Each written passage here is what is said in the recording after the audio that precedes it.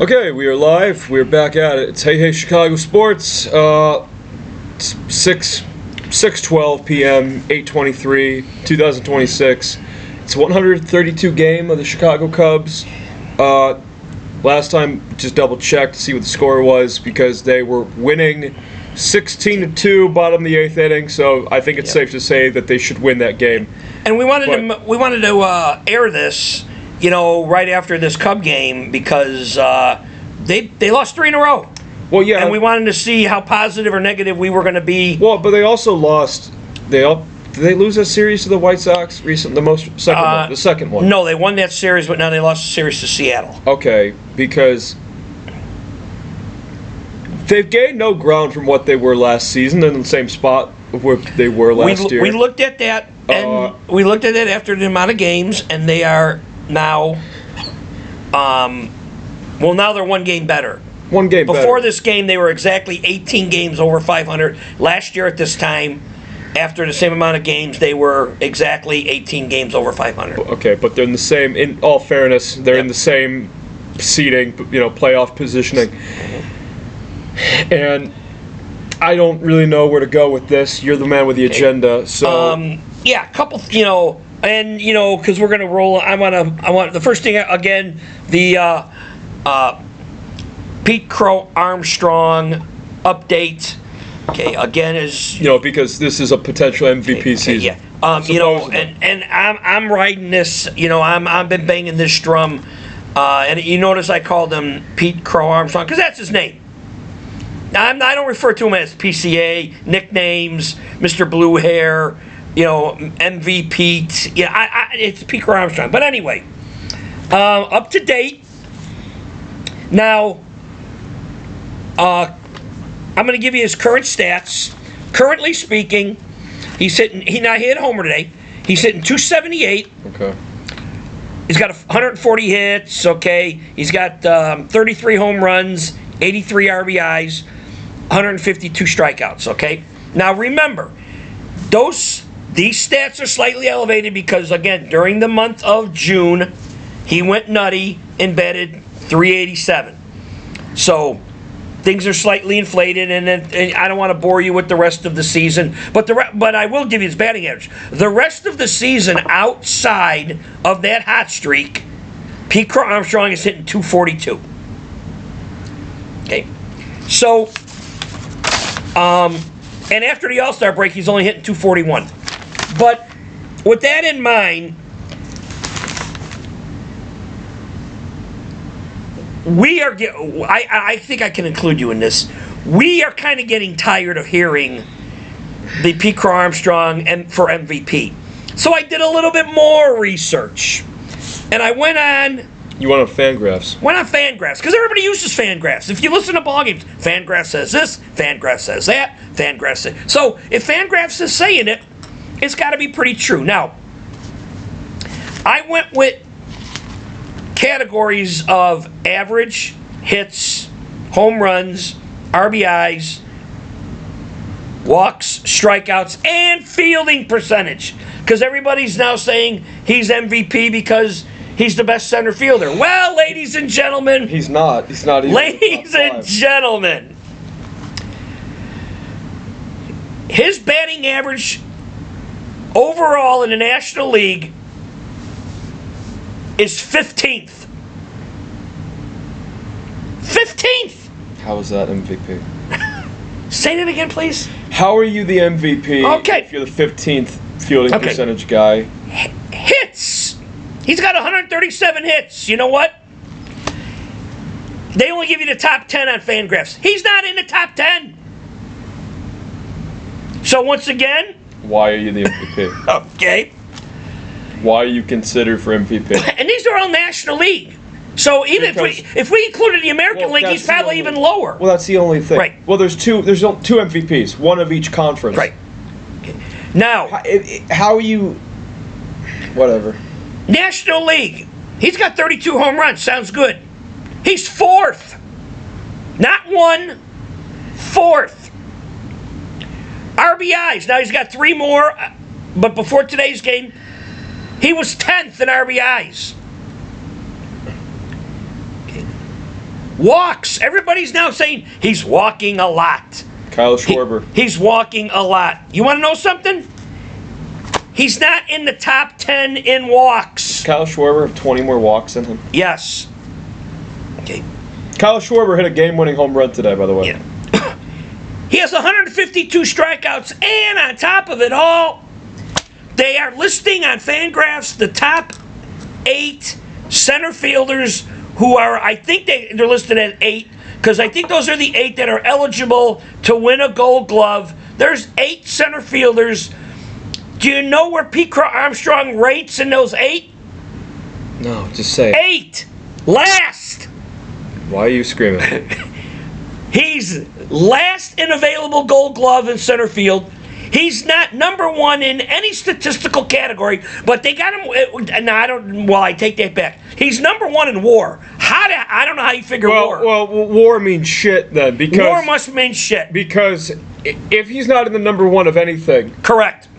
then this sabermetric means absolutely nothing. Means nothing. So from here on out, all you got to do is eliminate all of the statistical data of what's going on, and at the end of the year, just give the guy who's got the WAR, and he deserves the MVP. Because you know what? We're Cub fans, and we watch Marquee Network. I talked to you about this. And the thing that's really driving me insane is that you watch the Marquee Network, you get nothing but Chicago Cub propaganda. I'm a Cub fan, been a Cub fan all my life. But yet, don't lie to me. Don't lie to me. Be real. He doesn't deserve the MVP. And let's be real. He's only getting this notoriety because people don't want to give Shohei Ohtani another MVP. And Let's say it. Let's say it. And if our wonderful watchers are out there, if you don't want to scroll and get the information, you can get the information from us, because he's not number 1 in any statistical category offensively or defensively, and he's dead last of the 8.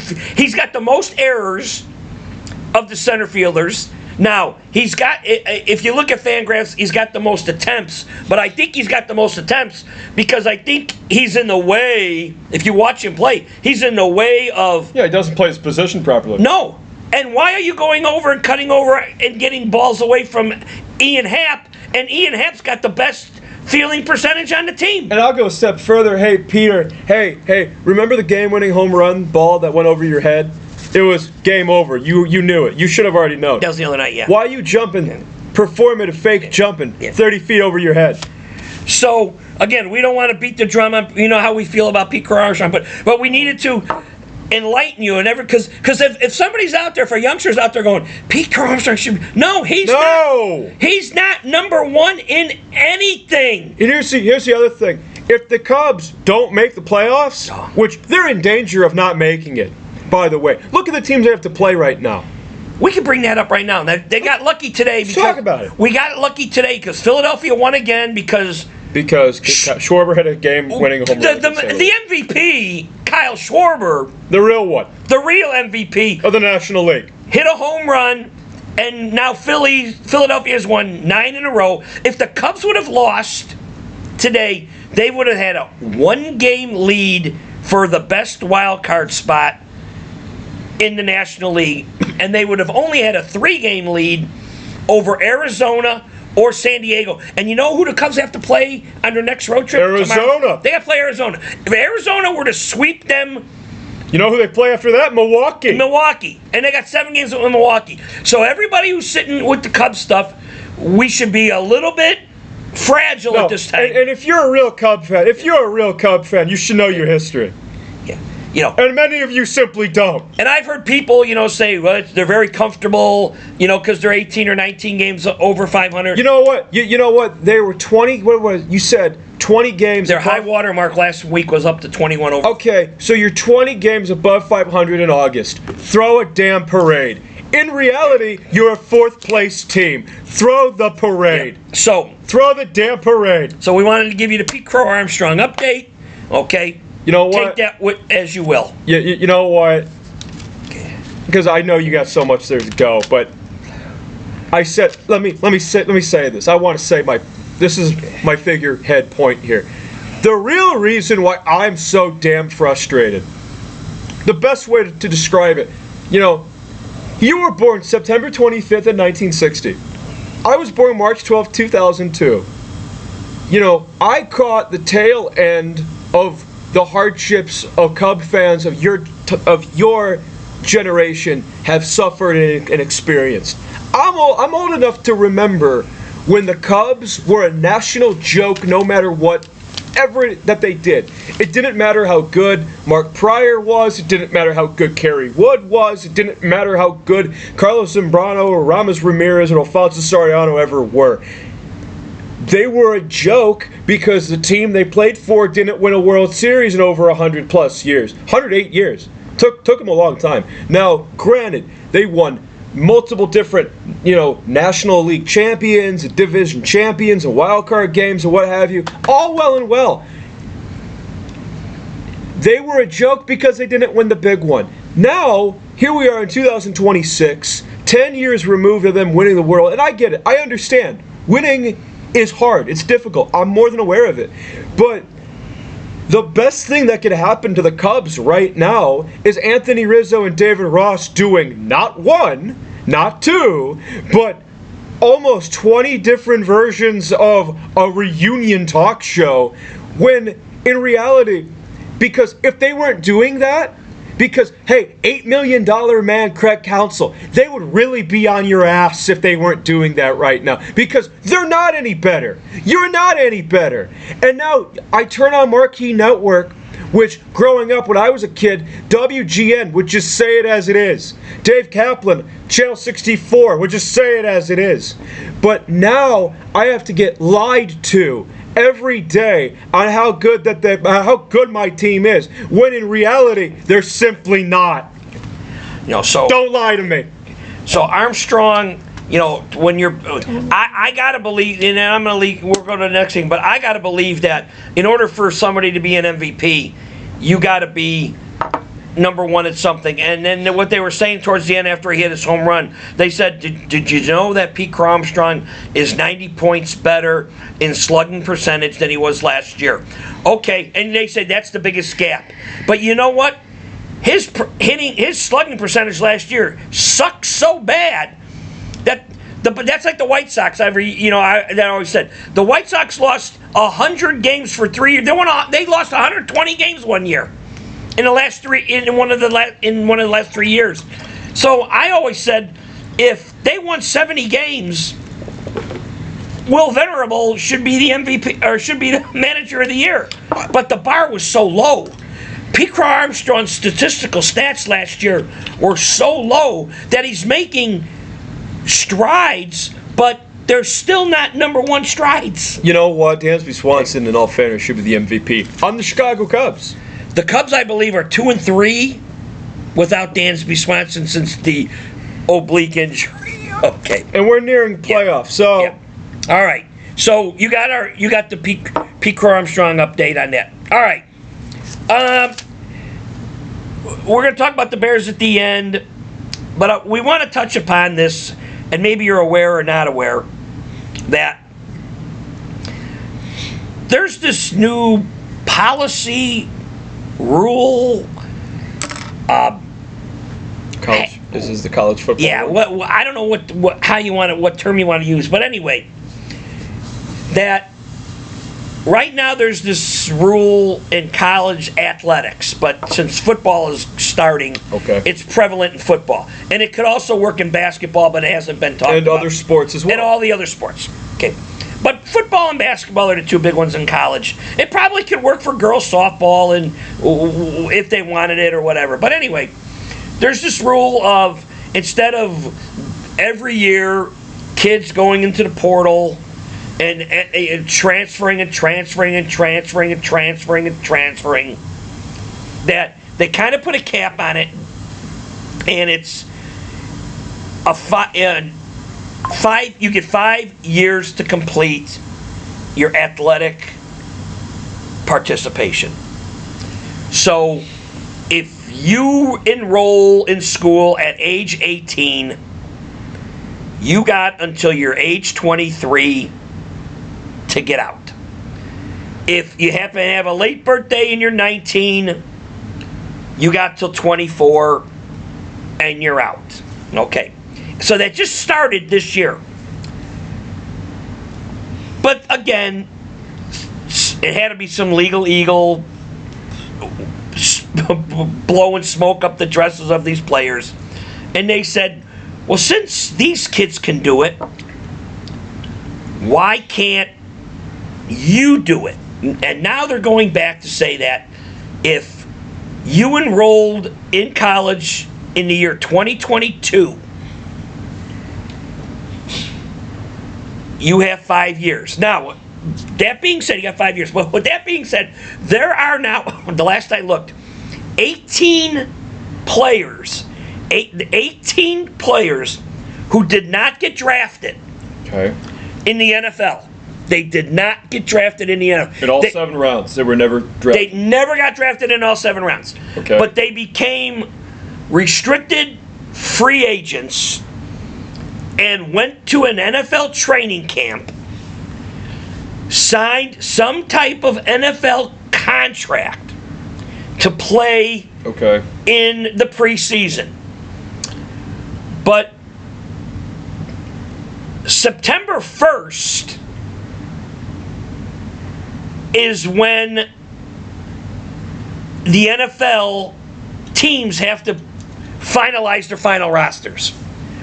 So these 17 that's kids... 7 days from now. These 7 kids have one more exhibition game to go. I'm sorry, I'm just double checking. That's September 1st. They have to... Yeah. Okay, that's 7 days from now. So they have one... This coming weekend is their last exhibition game for these kids to play. Okay. Now, they all play on Saturday. On Monday, Black Monday, they're going to cut down, and you're going to find out whether or not these kids made the official roster. If these kids do not make the official roster, okay, and they don't hang on to an NFL team because of this stupid rule of the NFL, remember, these kids already signed a contract. Professional contract. A professional contract.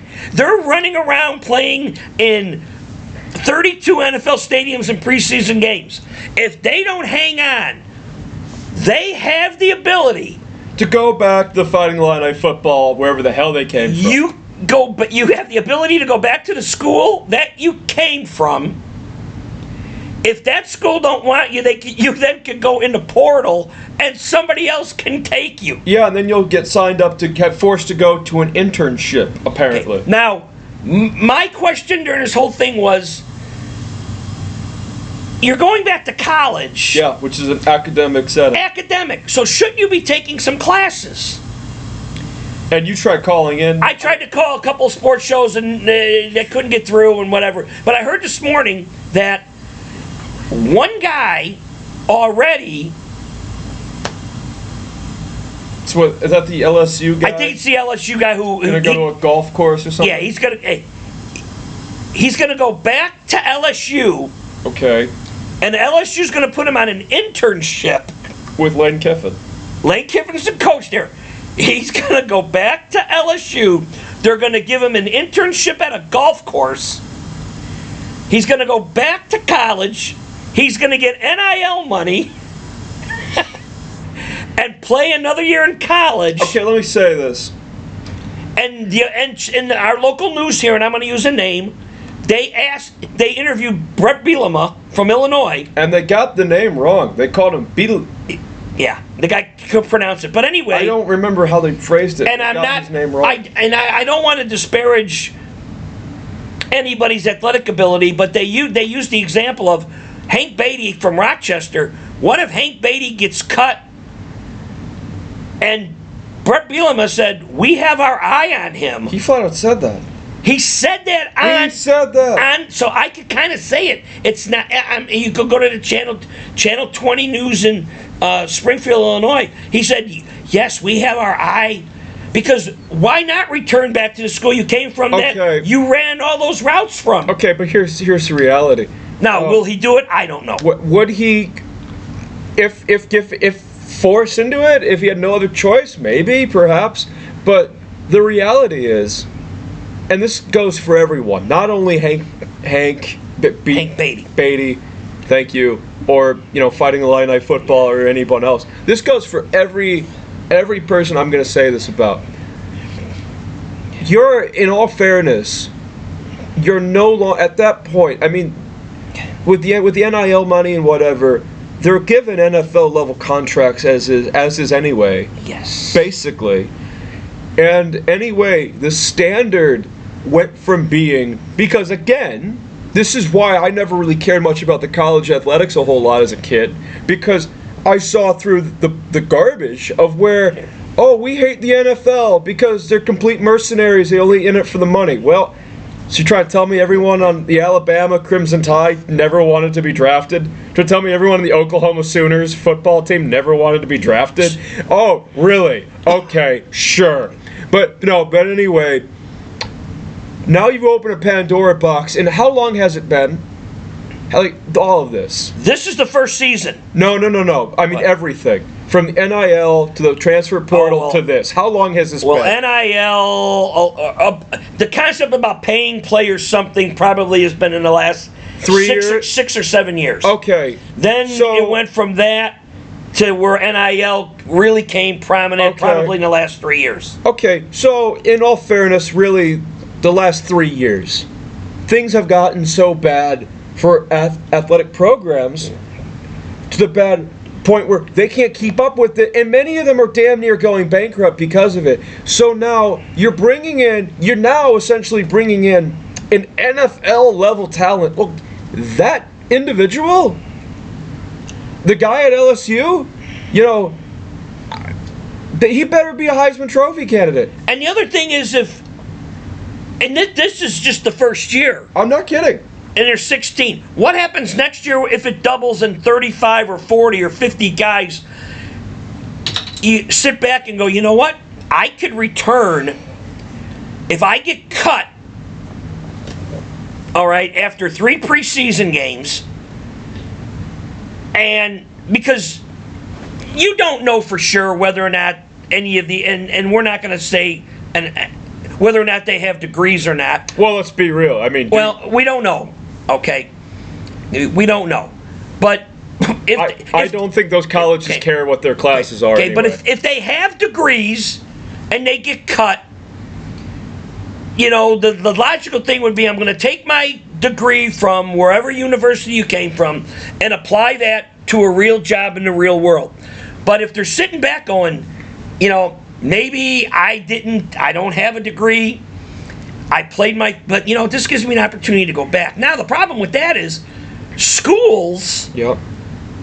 If they know they can pay a kid after they get cut from a professional contract, they're going to be reluctant to pay another kid during the school year because they're going to sit there and go, wait a minute. I got Hank Beatty back from the Tennessee Titans. Why go recruit?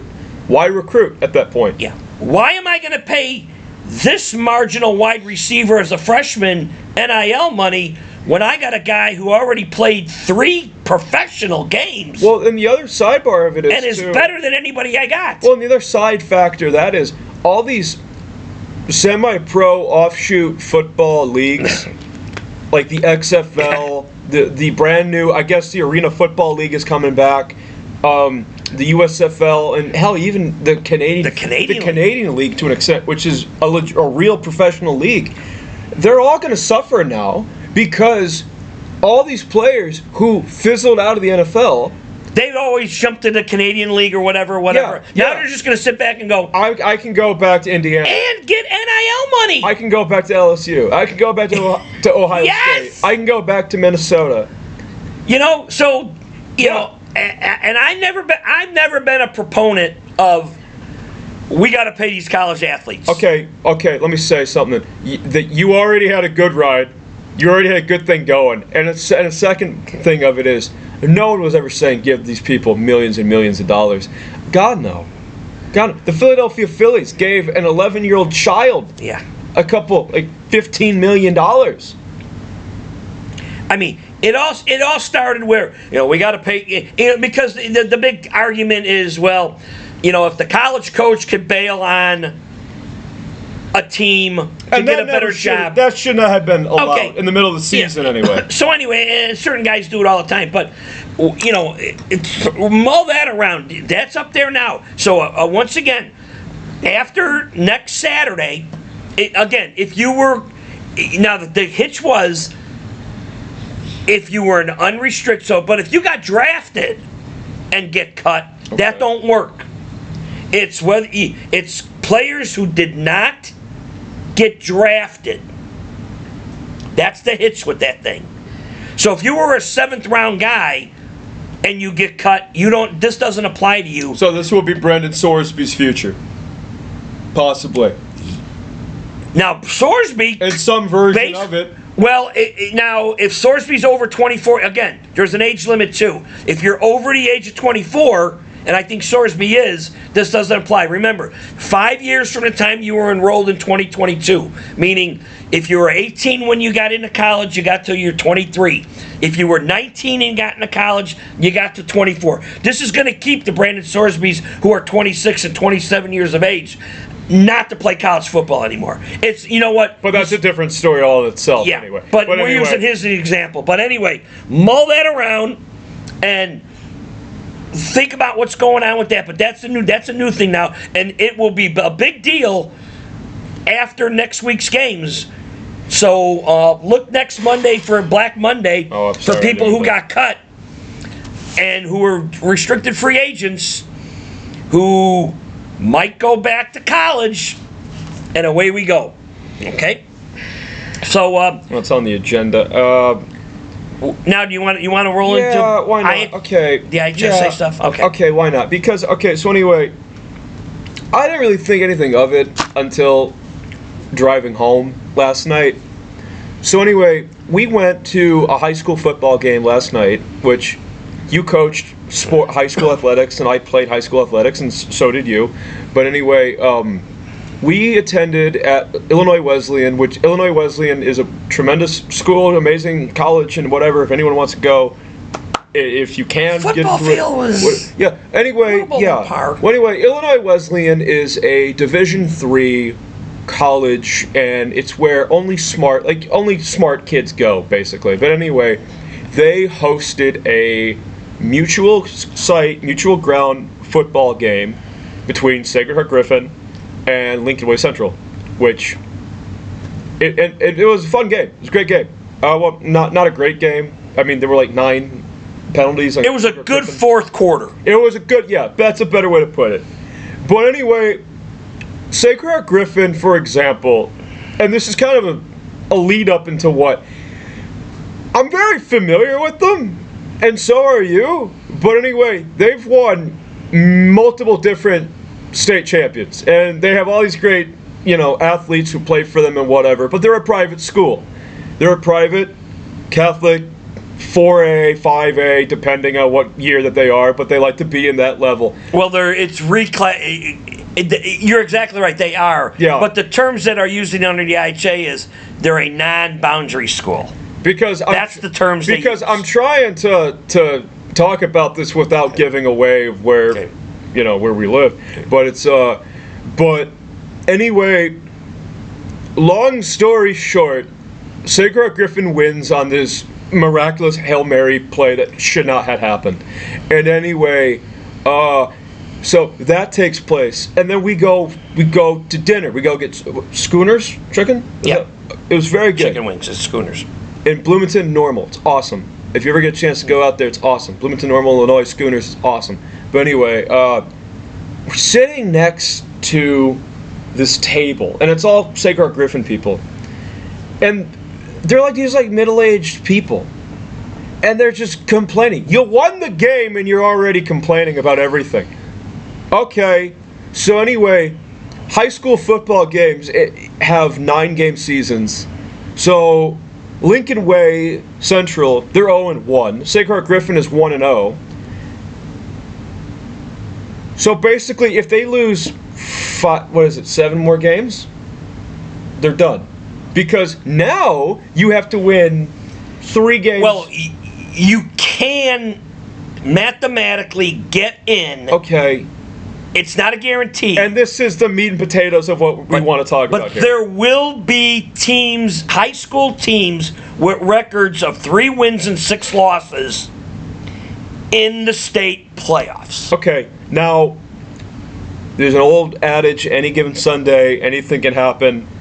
And I think that same thing can apply at a high school level because, you know what? They're terrible. They're all bad. They play. No one is Jim Covert. No one is Tom Brady. No one is Walter Payton or Sean Alexander. There's a reason they're all bad. They're in high school. If you are 3-6, there's a reason you're 3-6, Yeah. and the reason is you're not good. You are what your record says that you are. Yes, and if But- you're you might be good, but you're playing other people and you're not winning. So if you're not winning,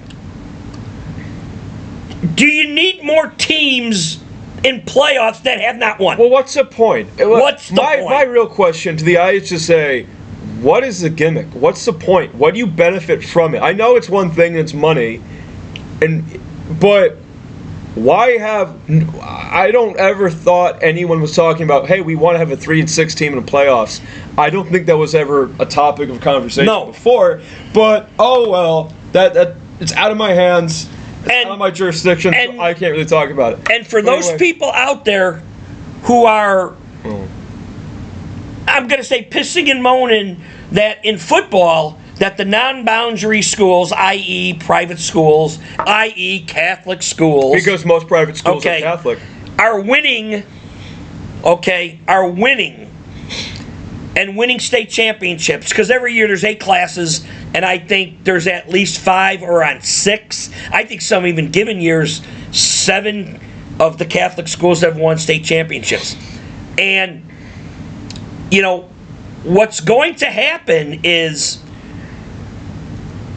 there are some, because these Catholic schools are playing in Catholic school conferences, week in and week out, their competition is tough as hell. So if they win 3 games and make the playoffs, they may have to come down to a Central Illinois or a Southern Illinois team that's 9-0 with their chest puffed up, and it's out there. And then they got to play a Catholic League team that's 3-6. But because the Catholic League schedule has been brutal, and they match those games up, that public school that's 9-0 or 8-1 and gets their ass kicked, they're going to scream even more. Okay, but you have to, I compared it to Rocky Marciano, the professional boxer. Rocky Marciano is 49-0, and he never lost a fight. He was heavyweight champion of the world way back when. But anyway, people would complain and argue that Rocky Marciano doesn't fight anyone good. Well, that kind of doesn't matter, because when you have 50 fights and you've never lost any of them, you fight who you fight. You play who you play. Your schedule's your schedule. You have to play them. Sorry, but you have to play them. And I have not. You agreed to it. And I do the research stuff with the I did not look yet to see last year what teams were 4-5, because a 4-5 team, unless you had some kind of issue where you only had 3 teams in your conference, or you won by a forfeit, but not normally do 4-5 teams get in. I think one 4-5 team got in last year, maybe 2 out of the entire 8-class system. So what I need to do is go back, or you can do it as well if you want, go back to last year's conference standings, especially like in the Catholic League of Chicago, and find out what team was 4-5 that didn't get in. And that 4-5 team gets in this year. Okay. And now you might have the Catholic League, all Catholic Leagues winning every bracket. And holy Moses, is that going to cause... They complain all the time about that. They've been pissing and moaning. They complain all the time and for about you people out there who are going to say, there should be a public champion and a pro... No, bullshit. Then you're a coward. Okay, because you're all under the IHSA. Then leave the IHSA. And you want to know something? I'm going to go... But you won't, because you're a coward. I'm going to go one step further. That the only dominance of this is in football.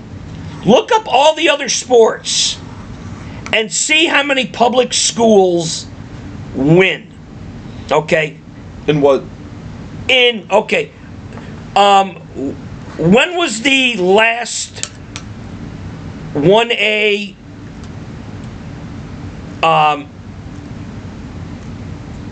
and it's not as often. Check to see your basketball champions. They're public schools. Okay? Yeah. Check your baseball. Now, St. Lawrence had one loss in regular season. One loss. They were nationally ranked, and they got beat in a state tournament and they didn't win. Okay? Public schools do very, very, very well. The only true separation is football. Okay? And everybody goes, well, it's unfair. Then it should be unfair in all the sports. But it's not. You don't hear people bitching and moaning that, Morgan Park's track team wins state champions every year at Morgan Park because they got the fastest kids. No, you want to know why? And nobody bitches and says, oh, the poor Catholic League teams. No.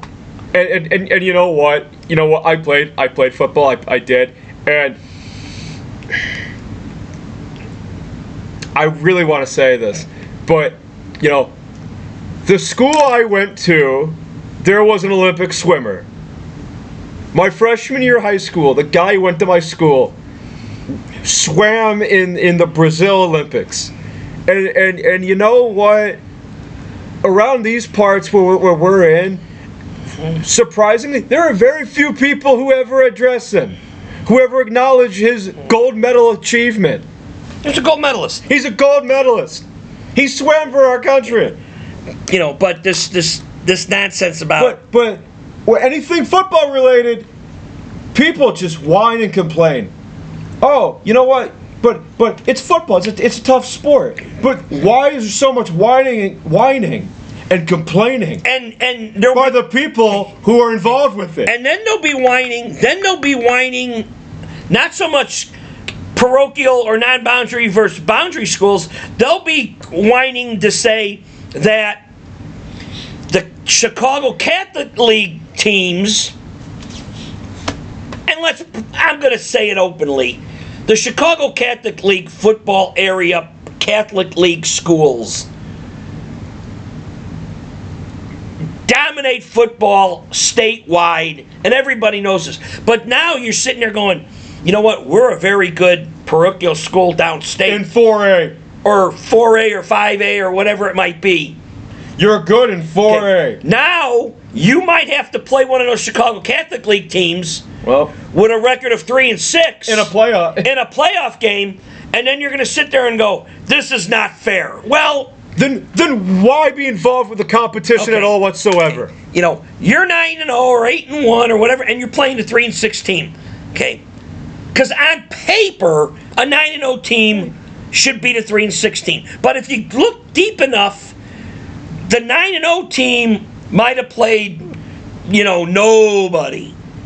And the 3-6 team might have played state-ranked teams week in and week out and are ready to play. So if you look at, the schedules, that's why you can't go on paper and say, this is what's going on. But no, because St. Clair Griffin is a 4A school with an enrollment of very few people compared to Lincoln Way Central. And the game we saw, Griffin beat Lincoln Way. Griffin beat Lincoln Way. Lincoln Way's what, 7A? 8A? They're a 7A school. Awesome. Okay. But then, and they won that game. Okay. By a Hail Mary. But, and it wasn't a great, Lincoln Way, according to the IHSA, has got 2,003 kids, according to their enrollment. Okay?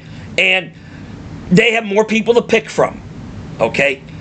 But to be perfectly honest with you, there are better 7A schools out there.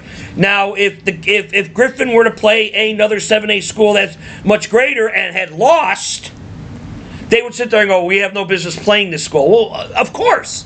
That's the argument.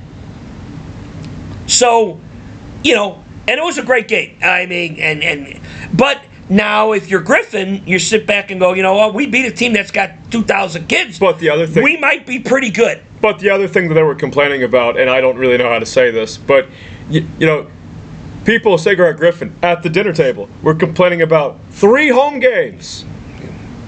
But yet, most of your games are in Springfield, Illinois. So what are you complaining about? Yeah, what travel do you have, yeah. really? From their campus to 2 other schools that are considered road games, they're 4 miles apart. Okay. So what's the complaint? But that's the IHSA rule. We'll see how that affects. And if the IHSA's version is we just wanted to give more ribbons out, that's a horseshit reason. That's pathetic. That's not a real That's good reason. That's a bad reason. Because Okay. why are you welcoming a 3-6 team where mathematically To be honest they with have you, the odds stacked against them no matter what? That doesn't make any sense. Because that 3-6 team is, there's, if you look at the bracket, what if you're one of those 3-6 teams and you suffered all year long? And I know people out there are going to say, we want to keep playing, but you're looking at high school kids now who have so many other things that they can be doing. We're talking about 14, 15, 16, 17-year-old kids. You just got, what if your 3 wins were great, but your 6 losses you got pounded? And now you look at the bracket on opening day of the playoffs and you sit there and go, you mean we got to play them? We have to play Marian Catholic. We have to play... Or whomever. And now we got to sit there and go, we got to go another week. And you already know what the outcome is going to be. Yeah. And these kids go from... And they might be ready to play basketball in their school. They're ready to hang up the pads and go to their next sport. Or the guy's like, maybe I'm only going to play football and I'm going to go get a job. And I'm not going to... I start work in a week. And you sit there and go, you mean I got to go through another week of this nonsense where I know ultimately we're going to lose and my final record for that year is going to be 3-7? I don't know how positive this can be. But... Oh, well. What do we know? Okay. What do we and know? Again, if you like us, comment. Okay, and away we go. But... Our final episode here is we're going to talk about this Bears and this Bears preseason schedule. Okay, they got one preseason game left. They play the Tennessee Titans. With the great, legendary Mitchell Trubisky. Mitch. I hope he plays. In all fairness, Is he truly the backup, or do they have another backup? I was told he was going to play. Okay, but is he the number 2? Wait, is this official? We're talking about Chicago Bears? Is he number 2? It's Cam Ward and Mitch Trubisky. Okay. I mean, I don't know who else it would be. Would I be a bad person to say if, like, this week, I'm not saying a major injury, but if oh my gosh, let's say Cam Ward pulls a hammy or an oblique and is out because so many obliques. Yeah, I'm going to use the oblique, and Cam Ward is out for 5 weeks. Yeah, Mitch. Would I be a bad person Mitch would have to play to pray that could happen, and good old Mitch rolls into Tennessee Titan land, and wins a couple games? And he would. Would I be a bad? And you know what? And he plays in the AFC South. I think he would. Would I be a bad person to wish that upon Cam Ward? I'm not. I haven't said I'm wishing it, but would I be a bad person? I don't know. I'm not. I'm not going to answer that, but Why did you bring it up? Because it's a show. It's our show. We have the ability to kind of say some things. But now, what I kind of want to get into is, as a Bear fan, and now we didn't watch the game because we were, like I said, we were at a high school game. But I saw the replay. It was on NFL Network. The Bears did not play good at all. No, they did not play good. But what I want to say is, Chicago Bears. For the most part, okay, and I know Caleb Williams yesterday played one series through 5 passes, but for the most part, the regular people, the 11 on offense and the 11 on defense, that's 22 players, okay? And maybe 8 on the special teams, that's 30 players. Those 30 players are not playing in these games.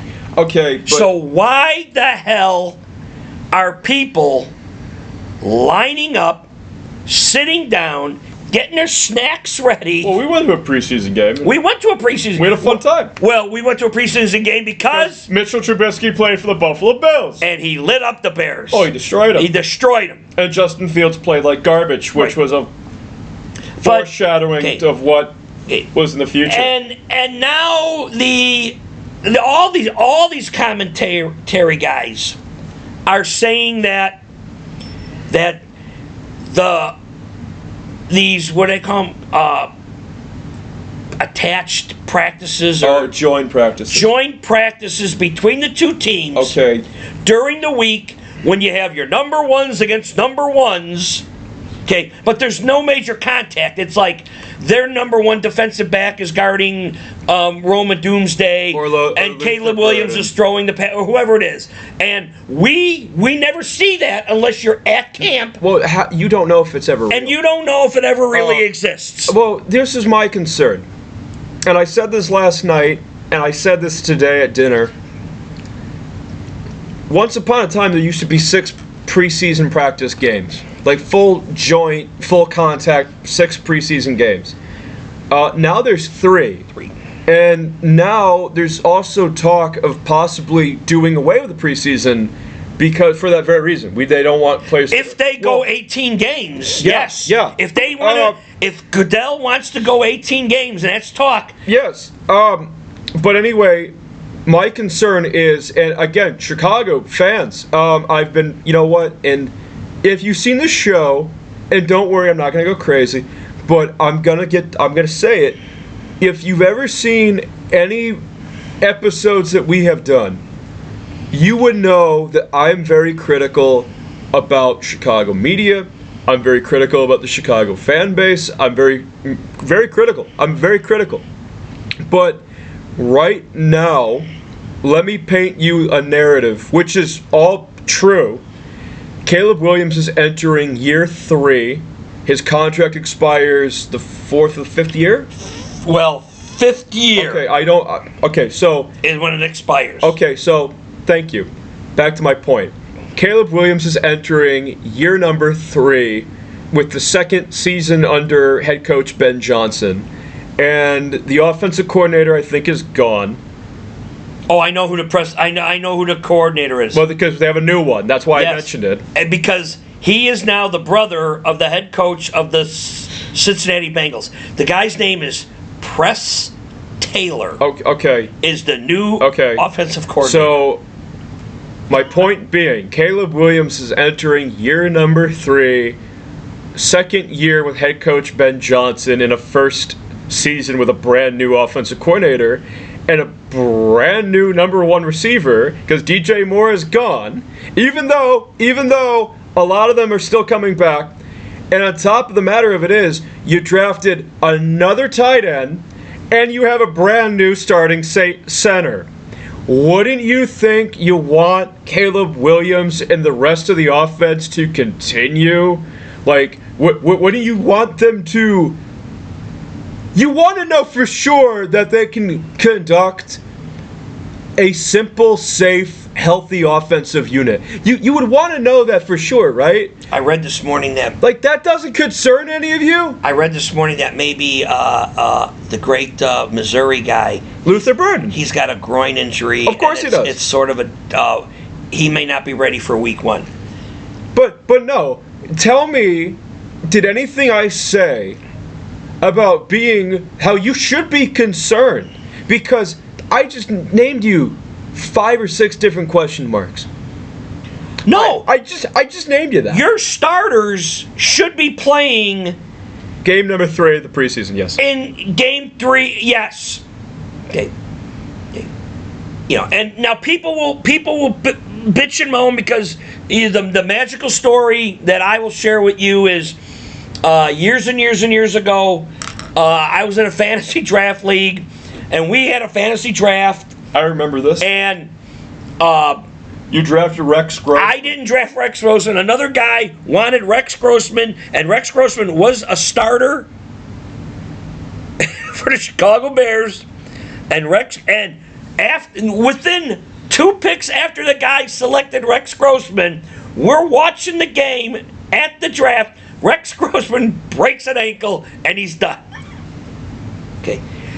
First of all, football's a contact sport. If you're fearing It's not a it's a collision sport. collision, if you're fearing that somebody might get hurt, You're in the wrong occupation. you're no wrong, because you're in the wrong. You are now. Yes, are you gonna get one of these psychos, defensive backs that are thinking, if I make this tackle, I don't have to go back to college next week because they're going to keep me around. I forgot about that. And I'm going to put a bullseye right on you, and I'm going to lay you out and try to hurt you. If you got some psychos, like, absolutely you do. But you got those same psychos in game 1 of a regular season. But then I guess it's okay to put the starters in. So I don't know. You got to play starters. And also, Tyson Bagent has a hamstring injury. So, Yeah. I kind of want to know what Caleb Williams can do this season. This season. Because, and we've had this conversation, and I'm banging this drum because the price to sign quarterbacks, it's just going up It's getting up. and up It's getting up. and up. Now, after next year, which is Caleb Williams' 4th year, after next year, the Chicago Bears have to make a decision on whether or not they're going to pay Caleb. Now, and the answer to that question is... Well, they will. They will. But the answer to that question is, by that time in 2 years, how much is he going to be worth? Are the Bears, or you as a fan, want the Bears to sign a check for $50, $55, $60 million to a quarterback who who had better won a few playoff games to get that kind of money? Because in comparison, when we were talking about the last ones, what Dak Prescott got, what Joe Burrow got, What Patrick Mahomes got. what Patrick Mahomes got, What Daniel Jones got. Daniel Jones, all of these, and these guys who haven't got their contracts yet are sitting back on, I'm just waiting for my turn. yeah, and I'm better than them. I'm waiting for my turn. And And you're going to sit there and go, and I say no. I mean, you don't justify paying him that money. Okay, well, But first of all, I still got to be sold on Caleb Williams, and You're still not for I'm whatever not, reason. I'm not. I'm not sold on him this particular season. I like him. It's just I'm very concerned of what this season is Right. going to be. Right, but Because you have all these brand new intangibles. and that leads me into my next thing, because I always said from day one. You said the Bears are only going to win like 5 games. No, 5 games. But what did I always say about Caleb Williams? I don't He's know. never going to be the problem. As you just said, I they don't have all these other. They got Well, that is true. new wide receivers, That's true. new offensive coordinator, new center. And the only one, if the ship goes down, the only one who's not going to get criticized, and I've said it from day one after he got drafted, Caleb Williams will never get criticized. Caleb Williams is still not getting criticized. DJ Moore is not in a Bear uniform because Whoa, no, I have to take this. No, I gotta take this one. Caleb Williams threw 5 interceptions that entire playoffs. All of them. He threw 5 INTs. He had more interceptions than anyone of any playoff game in playoffs, NFL playoffs last year. And look, was DJ Moore my favorite person? Was DJ Moore my favorite player? Do I think DJ Moore was an amazing teammate? No, not really. in every category. However, do I justify, because this is what you did. You had the number 1 overall draft selection choice opportunity. You traded that away for DJ Moore, and then you ship him away. You send him away to Buffalo, a Super Bowl favorite, for nothing in a brand new stadium. What can possibly go wrong with that? You know what? But again, you're the Chicago Bears. Hey, George McCaskey, this is why you don't win football games, buddy. It's why you don't win. Why you don't win, buddy. If Caleb Williams, for whatever the reason might be, if Caleb Williams doesn't throw that pick, DJ Moore is still a Chicago Bear. No, not even that. If the Bears win that game.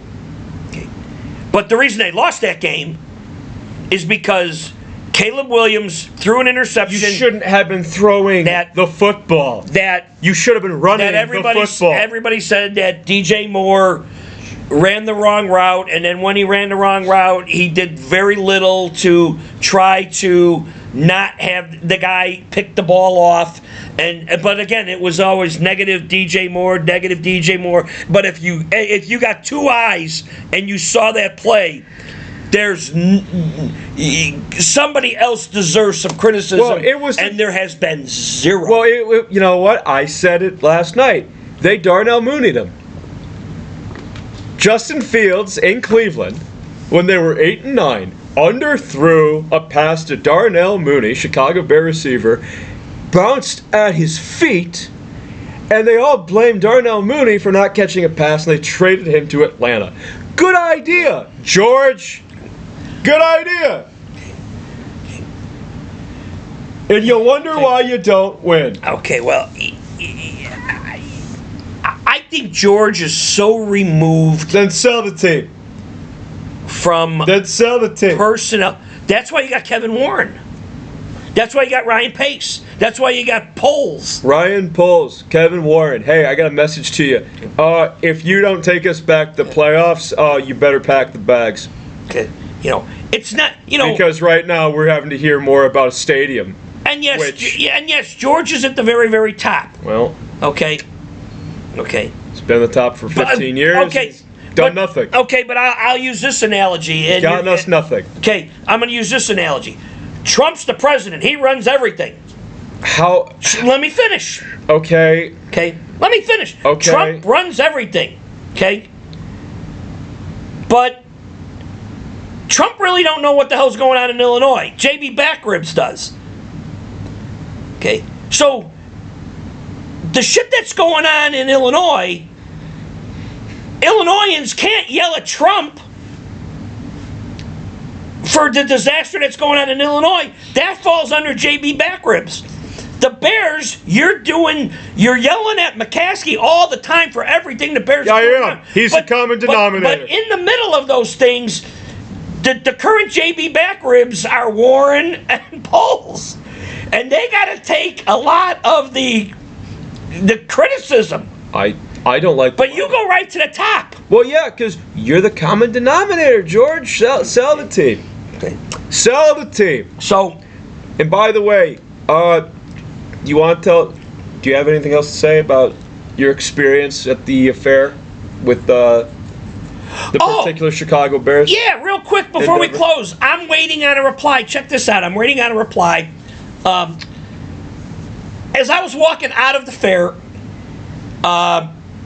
we walked by. Well, okay. What about your experience? You went into J.B. Backribs. Well, because I wanted to give him the question. I thought he was there. But anyway, I wanted to meet the governor. I wanted to give him the question. I roll into the Susana Mendoza tent. I wanted to ask the governor about the Chicago Bears. That was all that I wanted to do. I go in and I go into the Susana Mendoza tent, and they got her staff people working there. Okay, and they had a young whippersnapper who thought that he might be the next governor, and he was kind of like, are you, he was asking me a lot of political questions and blah blah blah. But anyway, it was like, my question was, I would like to get a question to Susana Mendoza to ask her, does she have a master plan? Once, if in fact she wins the mayoral election, and I got confirmation she is running for mayor from her staff members, and I said, does she have a master plan to keep the Chicago Bears in the city of Chicago? Then I said, if she doesn't, she should.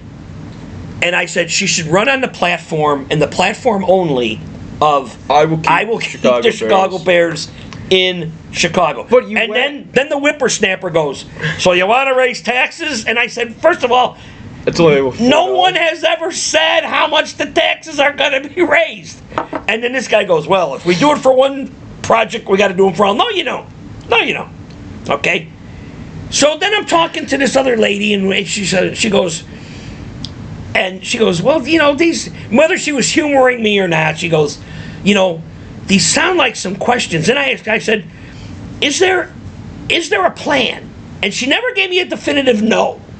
So that leads me to believe that there is a plan. So she said, she goes, here's a website.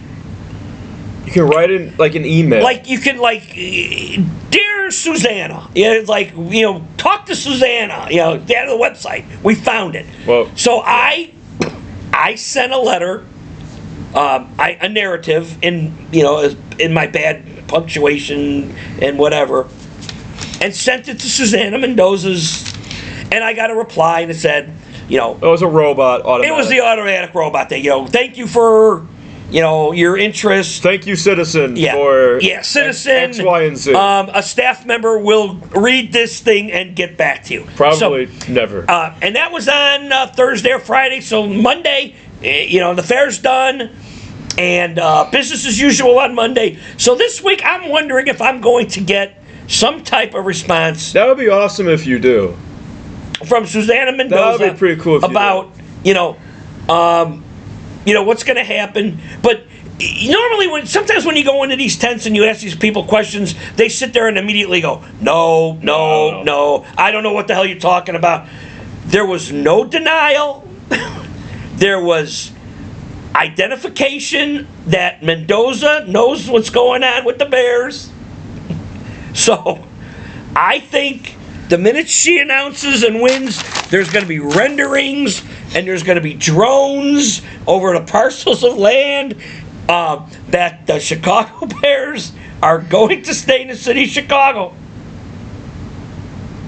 I believe that. Okay, but the Chicago Bears would only go if they're going to Hammond. It's only 14 miles and it's Chicagoland area. So what's the big deal? And I think next week, or our next show, you think it's going to be our next show or the one after?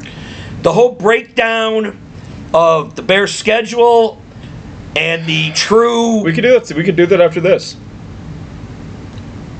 And the true... We can do that immediately after this. Oh, we don't have to do it tonight. No, let No, this, I mean, if you're... No. Let's go to the third game, and then we could get our information, get the schedule, and really... stick our necks out. I'm 4 locks. There's only 4 locks in the schedule, people. And we go from there. Forgot Sox won. Sox are still... Well, you emailed your old friend about...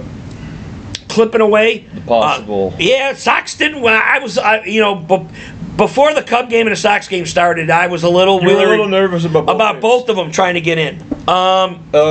And then the Little League games, or the two teams are playing. Hey, by the way, I just want to see, there's a documentary out. I love history and stuff. I've never seen it. I've only seen clips. I want to see it.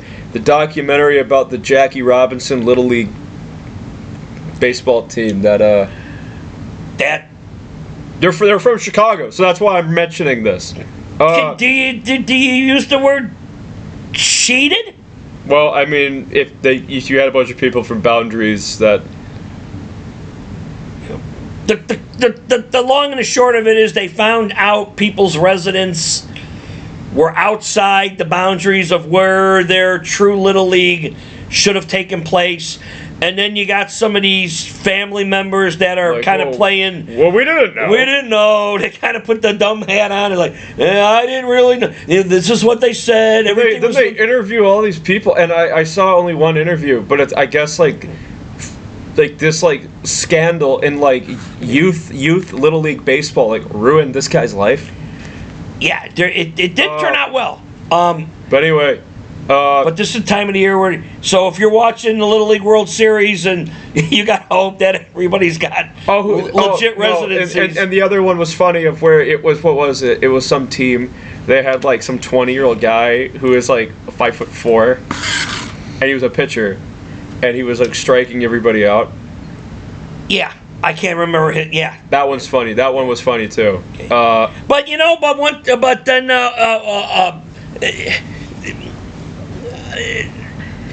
baseball's not the only one for you soccer lovers. There's the one soccer joker who was 17, some Latin American, and he was playing in a 14-year-old soccer league. Oh, there's stories on that.